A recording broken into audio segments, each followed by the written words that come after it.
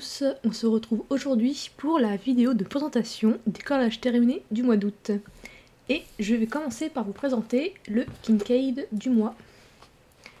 Donc comme vous savez, on a pour objectif avec la Kincaid Family de terminer ce livre. Et ce mois-ci, c'était celui-ci qui était à l'honneur. Donc il a été fait entièrement au Prismacolor, avec quand même une base d'aquarelle pour l'eau, et ici j'ai utilisé que de l'aquarelle. Les fleurs ici ont été faites à l'acrylique blanche. Dans l'ensemble, c'est un colo que j'aime bien. Il a été plus rapide que je ne le pensais à faire. Après, c'est vrai que je ne me suis pas trop attardée sur les détails, mais je trouve que le rendu global est quand même assez satisfaisant.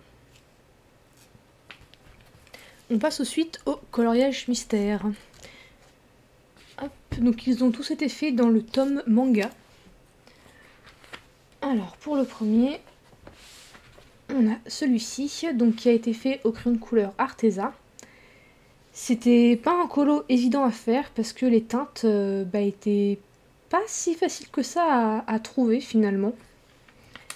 C'est là, donc vous voyez plus beige, mais en réalité c'est un espèce de vert jaune un peu flash, donc cette couleur là c'était vraiment pas évident. D'ailleurs finalement je crois que j'ai pris du Prismacolor pour celle-ci parce que je trouvais pas la teinte dans les Arteza. Et ce que je trouve pas très évident dans ce livre, c'est qu'il y a beaucoup de gros plans et les faire au crayon de couleur, je trouve que le résultat est plus sympa qu'au feutre parce qu'il y a moins de traces, mais c'est vrai que du coup c'est plus fastidieux. Notamment toute la zone des cheveux là au crayon, c'était un petit peu long. Mais voilà, c'est une illustration que j'aime bien et je suis plutôt contente du résultat aussi. Ensuite, on a celle-ci qui a été faite au feutre. Donc c'était les feutres Super Tips. Honnêtement, j'en suis pas hyper fan. J'ai un petit peu de mal à trouver les bonnes teintes. On voit beaucoup les traces de feutre. Bon, au moins on comprend l'illustration, c'est déjà ça, j'ai envie de dire. Mais c'est vrai que bon, je suis pas très fan du rendu. Après voilà, je sais que quand je fais une illustration au feutre, surtout quand il y a beaucoup de détails comme dans celle-ci, bon le résultat est rarement vraiment à la hauteur, on va dire, de l'illustration originale. Mais bon, au moins il est fait.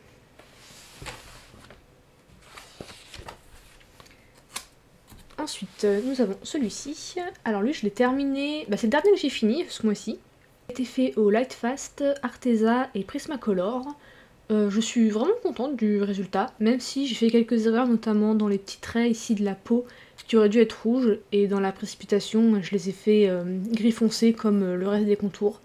Après, je trouve pas que ce soit très choquant, bon, sauf peut-être ici, mais bon, c'est pas non plus catastrophique. Les teintes n'étaient pas hyper évidentes à trouver parce qu'elles étaient très pastel, mais bon, avec les trois gammes, ça a quand même été. J'aime beaucoup l'aspect mélancolique de l'illustration. Vraiment, il y a des ambiances dans ce livre que je trouve vraiment très chouette. Ensuite, on a celui-ci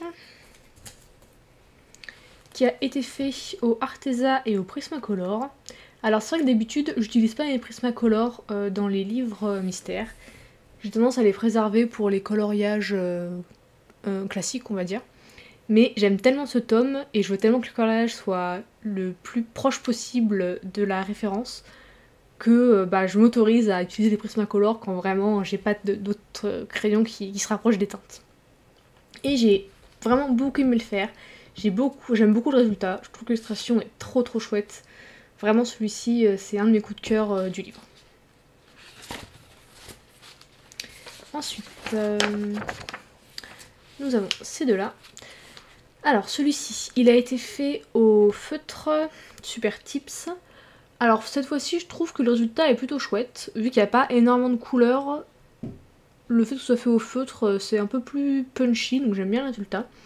Le fait qu'on voie les traits me choque moins que dans l'illustration précédente.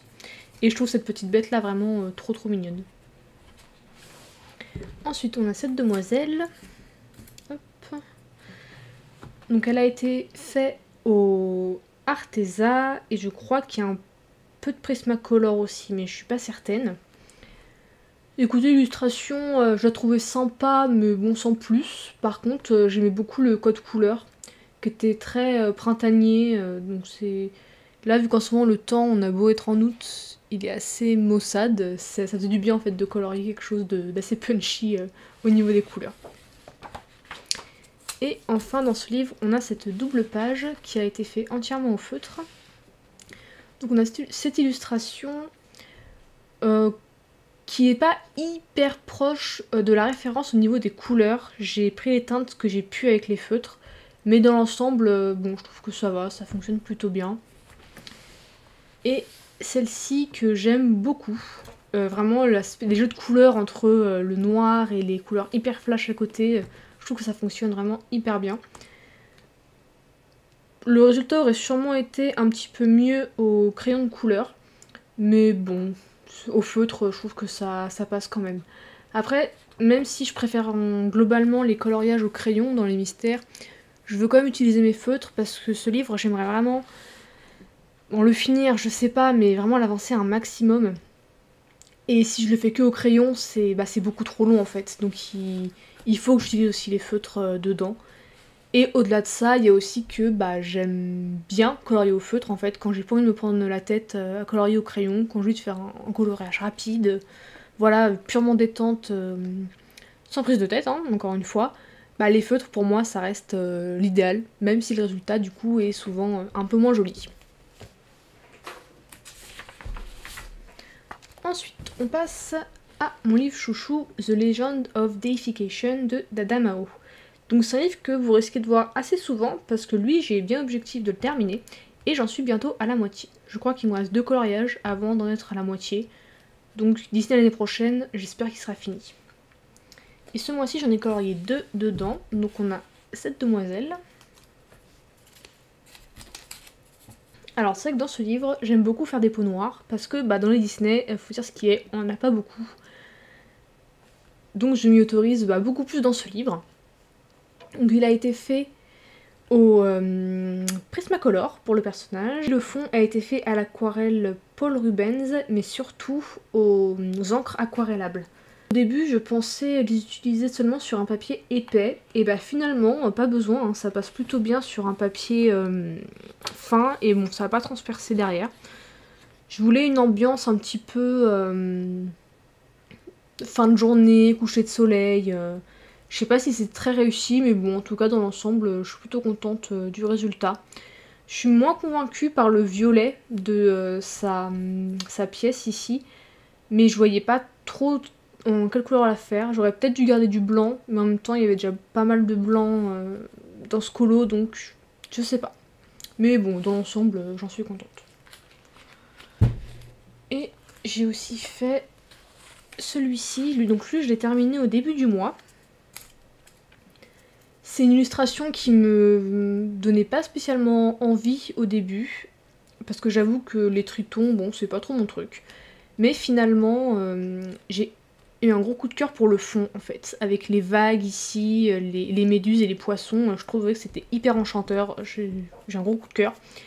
Donc j'ai quand même commencé par le personnage. Enfin, quoique. Non, je vous dis des bêtises. Ah, je sais plus. Zut. Bon, je sais plus si j'ai commencé par le fond ou le personnage, mais en soi, c'est pas bien important, c'est pas grave. Donc le personnage a été fait au Prismacolor, et le fond a été fait aux encres aquarellables, encore une fois, et j'ai utilisé du Posca blanc pour reprendre le blanc des vagues. Et écoutez, dans l'ensemble, j'aime bien le résultat, hein. Je trouve que ça fonctionne plutôt bien. Notamment l'effet des écailles un peu lumineuses ici, je trouve que ça envoie bien du peps. Je suis moins convaincue par le choix de couleurs ici. Je trouve que c'est un peu... c'est pas hyper lisible en fait, le fait qu'il y ait du rouge, du doré, de l'argenté, du bleu, bon. Voilà, je suis pas hyper convaincue. Mais globalement, l'image fonctionne, je trouve. Après, j'ai choisi de pas trop travailler les méduses et les poissons, parce que je voulais vraiment que l'objet principal du colo ce soit le triton, et que l'attention soit vraiment portée sur lui. Et je regrette pas ce choix, parce que je trouve qu'en plus, voilà, ça respecte bien un peu l'aspect très, comment dire, très léger, en fait, du fond. Donc voilà, très contente des 2 colos que j'ai fait dans ce livre ce mois-ci. Et enfin, on va terminer avec les chefs-d'œuvre. Donc c'est un livre comme beaucoup, hein, que je trouve vraiment très très chouette. Le fait qu'il soit dédicacé par, je vais l'ouvrir, par Tracy et par Bruno aussi à la fin. Donc voilà, un petit big up à vous deux. Ça me motive en fait vraiment à aller dedans et à l'avancer. J'avais pu les rencontrer lors de la dédicace organisée par Hachette Rose à Cultura il y a quelques temps. Et c'était une rencontre vraiment top. Les deux étaient adorables, c'était un super moment. Donc voilà, ça me motive bien à avancer le livre. Et on va commencer avec Médusa, hop, de Bernard et Bianca. C'est un dessin animé que j'aime beaucoup. Quand j'étais petite, cette scène me faisait hurler de rire quand Médusa se faisait tabasser par les petits animaux du bayou.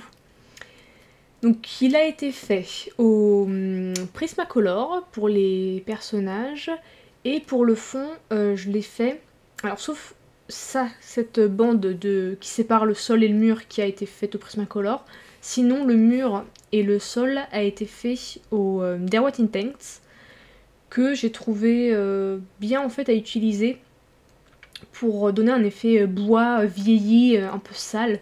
Parce que dans mes souvenirs, là ils se battent sur le bateau de Médusa, qui il me semble un espèce de vieux rafio. Du coup voilà, ça me semblait plutôt cohérent d'avoir un aspect un peu vieillot quoi, du bois. Écoutez, je suis plutôt contente de ce coloriage. Je suis sortie de ma zone de confort pour la peau de Médusa. Ça se voit un peu moins à la caméra, mais elle a une peau un peu plus jaunie que dans mon combo habituel. Et je trouve que ça va bien avec le personnage. Bon après pour les personnages, enfin les petites bêtes, bon rien de spécial hein. Mais voilà, c'était vraiment en colo agréable à colorier. Et je suis aussi allée, je l'ai noté là, j'avais du mal à l'attraper. Et voilà, j'ai terminé Lilo et Stitch. Donc vous allez pouvoir voir un petit peu la progression déjà dans les rediffs Twitch que j'ai mis en ligne. Et aussi dans le vlog qui sera bientôt en ligne sur la chaîne. Alors lui, il a été fait au Prismacolor pour les personnages et le vélo. Le sable a été fait au Derwent Intense, si je me souviens bien, oui c'est ça. J'ai aussi repassé du Prismacolor par-dessus. Les feuilles ici ont été faites au Prisma. L'eau a été fait... j'ai du mal à me souvenir, c'est bizarre. Il me semble que j'avais fait une base à l'aquarelle. Oui, c'est ça. J'ai fait une base à l'aquarelle et après j'ai passé au Prismacolor. Et le fond a été fait à l'aquarelle Paul Rubens et je suis revenue passer au crayon les nuages. Et pour les feutres, c'est les Tooly Arts. Donc voilà, ça m'a permis de faire des petits contours en fait de couleurs. Bah écoutez, ce collage il est assez simple en fait, hein. Il y a vraiment rien de spécial, mais dans l'ensemble je le trouve plutôt pas mal. Je suis assez contente de l'effet cheveux de Lilo. Alors ça lui fait les cheveux un peu moins doux que dans la référence quoi. Mais je me dis, là ils sont à fond les ballons sur le vélo, elle a les cheveux au vent, il faut que ça parte un petit peu en fouillis quoi. Et là je trouve que cet effet-là est bien rendu. Bah écoutez, voilà, j'ai mis pas mal le dos finalement et écoutez, la page a plutôt bien tenu, hein. J'ai bien écrasé le colo sous du poids et ça, écoutez, ça a bien fonctionné, il a tenu le coup. Et ben voilà, c'était tout pour les coloriages du mois. Donc j'ai été assez productive, surtout en coloriage mystère. Pour les autres colos plus classiques, je suis dans ma moyenne en fait, hein. 4-5 colos. Avec le Kincaid, c'est un peu ce que je fais chaque mois quand j'ai du temps. Donc j'espère pouvoir vous en proposer autant le mois prochain. Donc merci d'avoir regardé cette vidéo. Je vous dis à bientôt sur la chaîne. Bye bye.